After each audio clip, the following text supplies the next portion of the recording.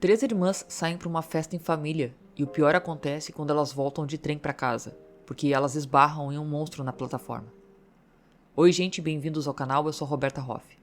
Lembrando que eu simplesmente repasso informações que estão na internet à disposição de todos. Então já vai deixando o like para apoiar meu trabalho, ajuda muito. Se inscreve e aciona o sininho, tem vídeo terça e quinta às 18 horas e considerem se tornarem membros se quiserem e puderem. Aqui embaixo no Saiba Mais tem link da Amazon e da Magalu. Se vocês forem comprar algo nessas lojas, utilizando esses links, vocês não pagam nada mais por isso e eu recebo um pouquinho. E isso também ajuda o canal de alguma forma, beleza? E bora pro caso de hoje. O caso Nia Wilson.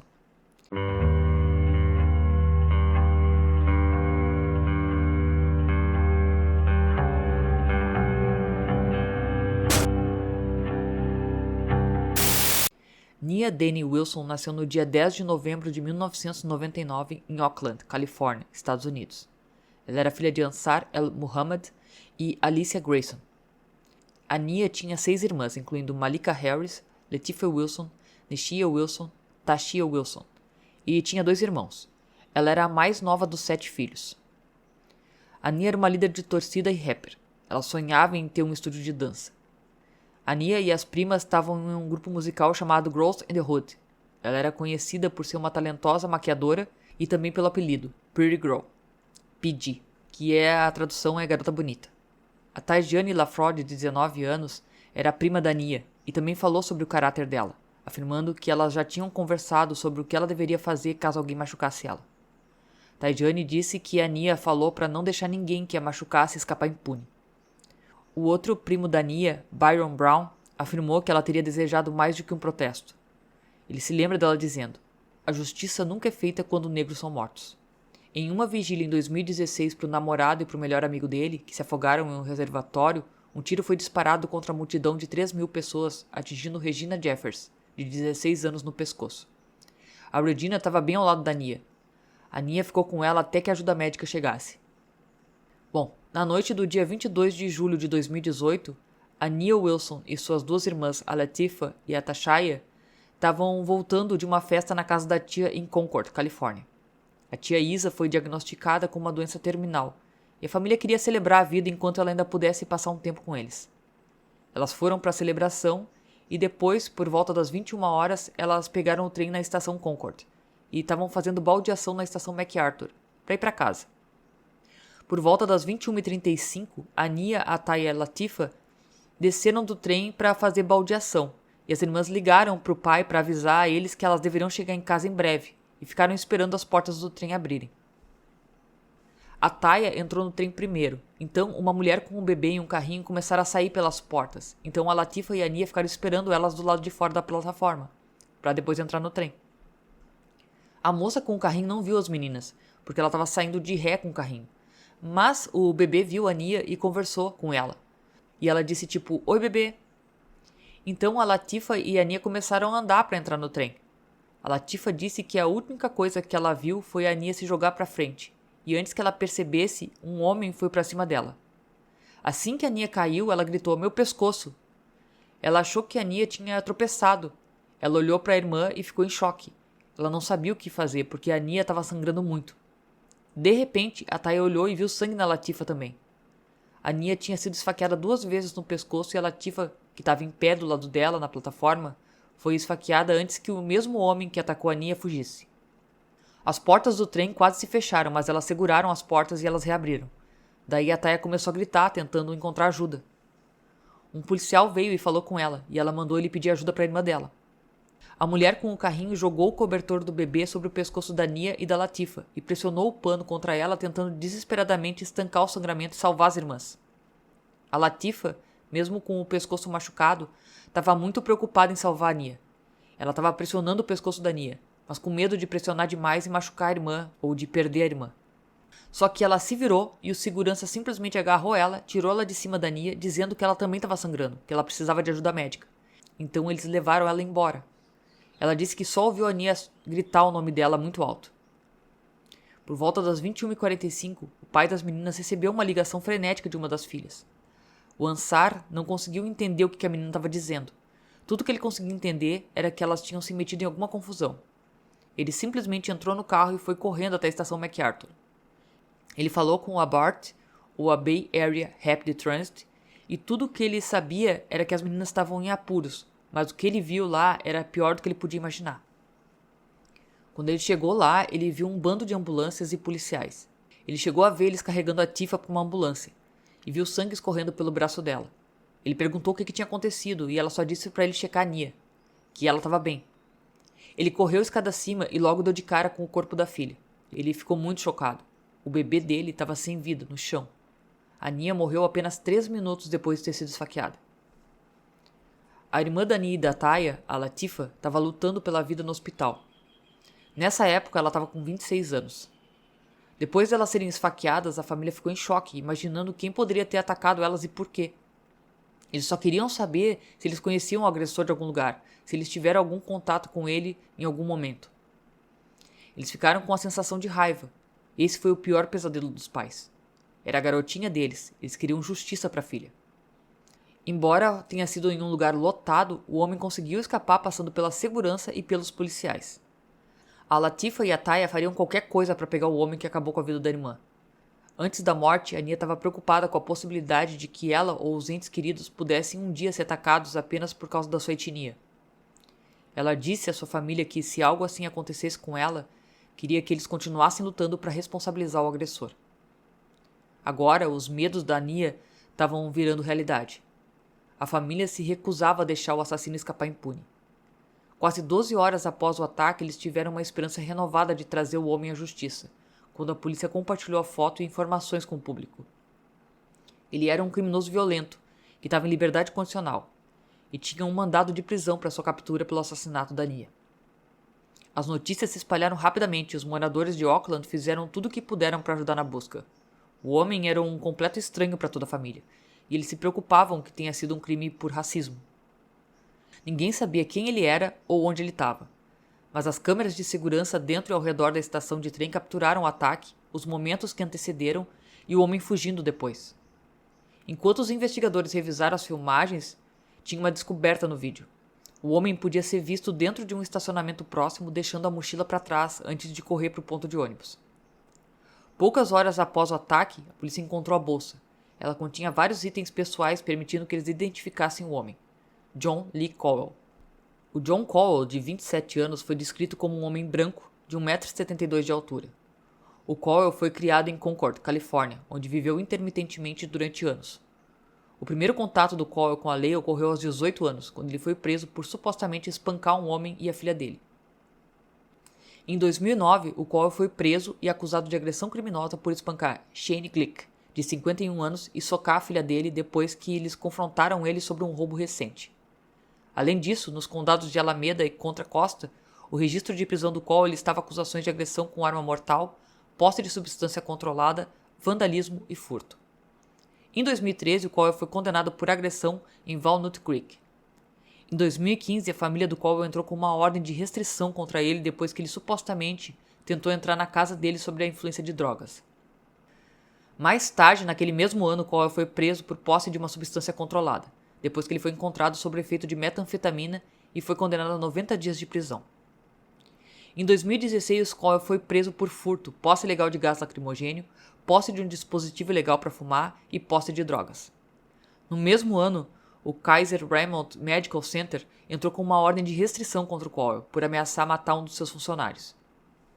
Também em 2016, o Cowell foi considerado culpado de roubo de segundo grau depois de brandir uma faca e uma arma falsa em uma loja Lucky no El Cerrito Plaza, depois que um segurança confrontou ele por um roubo.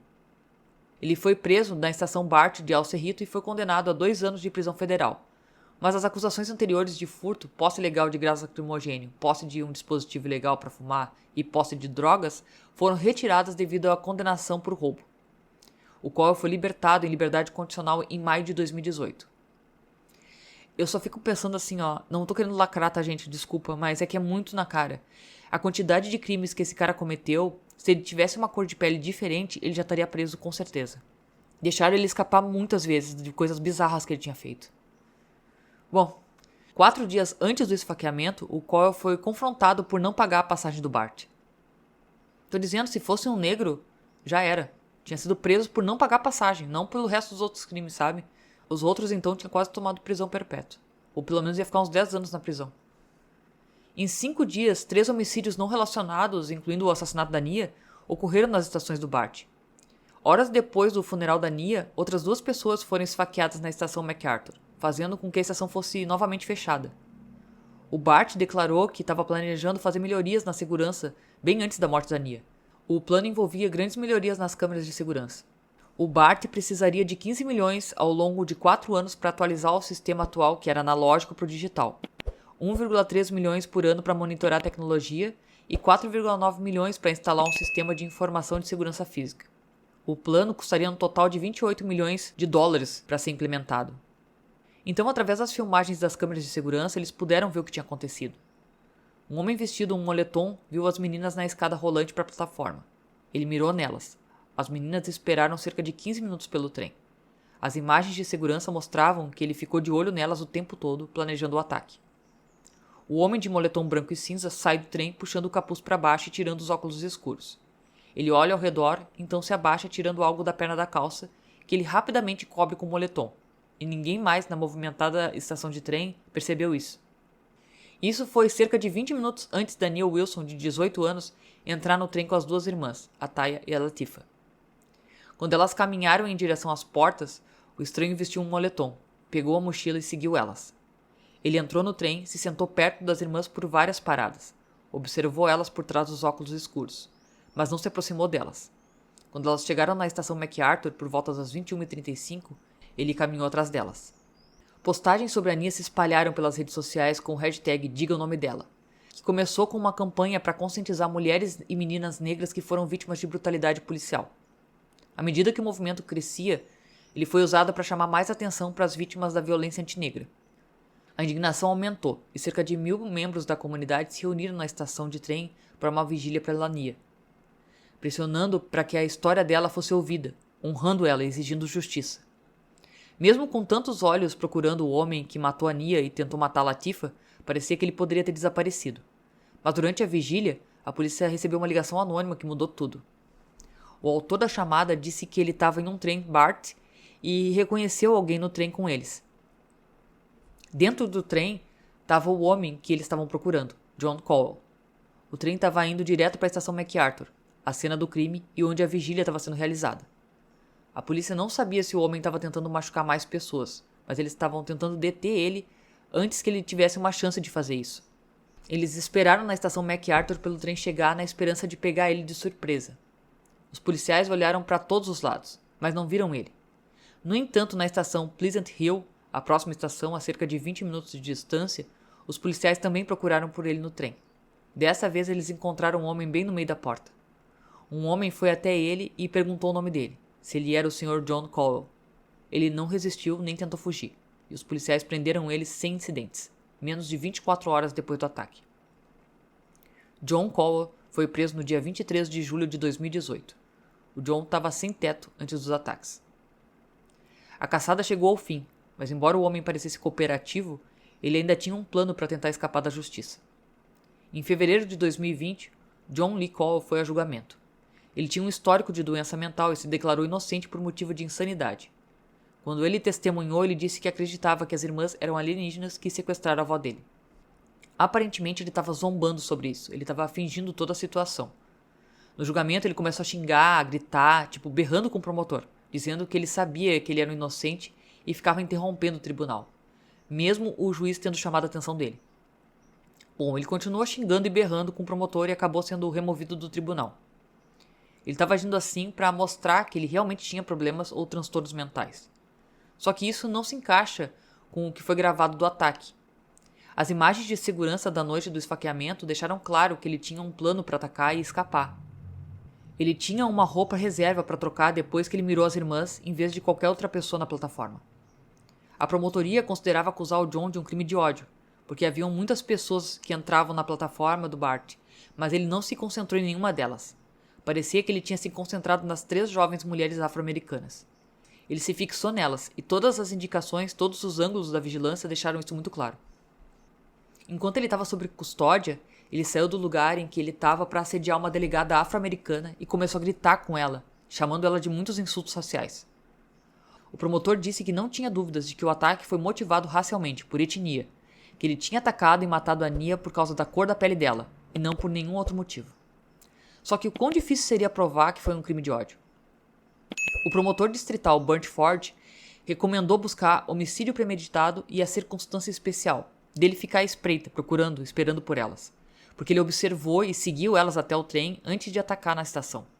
A família concordava, esperando mandar ele para a prisão pelo resto da vida. E enquanto o promotor analisava os telefonemas que o John fez enquanto ele estava sob custódia, ele fez uma descoberta. O John ficou feliz em falar com os cuidadores de saúde mental que ele tinha, porque ele realmente tinha problemas de saúde mental. Não dava para contestar isso. Mas ele também foi bem direto ao dizer para eles que ele precisava parar de tomar os medicamentos para que ele pudesse parecer mais louco quando o julgamento começasse. Então, provavelmente, o que aconteceu no tribunal foi só um show. Durante o julgamento, ele tentou enfatizar a ideia de que não conseguia se controlar e não sabia o que estava fazendo. Mas o juiz não se deixou enganar. Pela decisão do júri, ele estava são no momento do ataque. O John Cole foi condenado pelo assassinato da Nia Wilson, pela tentativa de assassinato da irmã dela, a Latifah, e pela circunstância especial de ficar à espreita. Bom, ele foi sentenciado à prisão perpétua sem liberdade condicional. Com ele atrás das grades pelo resto da vida, a família da Nia pôde finalmente começar a seguir em frente com a deles. Apesar do John passar o resto da vida na cadeia, o que deixou a família mais tranquila foi realmente tirar esse indivíduo das ruas, para que ele não fosse capaz de machucar mais ninguém novamente. Eles disseram que era um momento agridoce. Depois que o julgamento acabou, eles lutaram para seguir em frente, lamentando a perda trágica e a realidade da vida sem a Nia. Ainda era um choque para a família e parte deles não queria acreditar no que estava acontecendo. Eles tinham que encarar a realidade. O pai delas disse que ele simplesmente não conseguia acreditar, que ele não conseguia dormir, não conseguia comer. E ele chegou a ter um derrame, não conseguia falar muito bem, tinha uso limitado do lado direito. Era uma longa jornada de cura entre os membros da família dela. Cada um tinha suas próprias maneiras de encontrar força. O pai da Nia disse que os cachorros dele mantinham ele vivo, acordado. Eles tinham uma husky que era muito esperta, e ela fazia ele levantar e ir passear com ela. Ela mantinha ele ativo. Ele disse que ela era uma terapia. E não dá pra negar que um doguinho melhora a vida da gente, né? As irmãs da Nia ainda lutam com a culpa de sobreviver ao ataque. Mas com a ajuda de terapia, medicação e entes queridos, a Taya e a Latifah estão sendo capazes de se encontrar novamente. Eles sabiam que a Nia faria qualquer coisa para fazer eles felizes. E eles viram como a história dela se espalhou, impactando pessoas em todo o país. A comunidade se uniu pela causa dela. Centenas de pessoas compareceram ao funeral. Eles vestiram ela de branco e dourado. Tinham um caixão branco e eles soltaram pombas. Foi muito lindo e bem emocionante. O pastor disse que o nome Nia vinha da palavra Swali, propósito. O propósito da Nia vivia através dos outros após a sua morte. Ela lutava por direitos iguais, constantemente colocava os outros à frente de si mesma, espalhando gentileza e compaixão por onde quer que ela fosse. A mãe dela disse que, quando ela pensava na Nia, ela via um raio de sol, um grande sorriso lindo e brilhante. Ela era o bebê dela. A Nia era muito próxima dos seus amigos e familiares, e ela tocou a vida de muitas pessoas próximas e distantes. Homenagens continuavam a surgir nas redes sociais com amigos, estranhos e celebridades trazendo atenção para a história dela.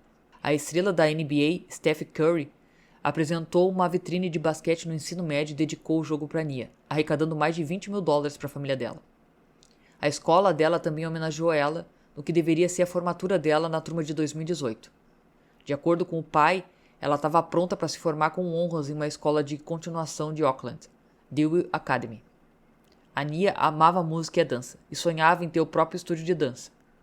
Um dia ela também pensou em se tornar uma paramédica ou mesmo trabalhar na justiça criminal. Ela sempre quis ajudar as pessoas. Então, em 2019, a família criou uma fundação Nia Wilson, dedicada a fornecer recursos como aconselhamento em saúde mental, aulas de autodefesa para moradores de rua e oportunidade de emprego para homens e mulheres jovens. A família da Nia pensa nela todos os dias, trabalhando para honrar a memória dela e continuar sua missão de tornar o mundo um lugar melhor. A mãe disse que achava que a Nia queria ser lembrada como ela amou as pessoas, como ela se importou com as pessoas, a paixão dela pelas pessoas e pelos direitos para todos. A Nia era uma garota linda, justa, talentosa e foi retirada desse mundo muito cedo, por um doente, um psicopata que nunca iria fazer nem 10% do bem que ela poderia fazer pelos outros. Bom, gente, esse foi o caso de hoje. Obrigada por terem visto o vídeo até aqui. Caso não seja inscrito, se inscreve, Acione o sininho para receber as notificações de vídeos novos. Tem vídeo terça e quinta às 18. Deixe um like, não custa nada, ajuda muito. Compartilha se conhece alguém que gosta desse tipo de conteúdo. E lembre-se, se cuidem, fiquem bem e beijos.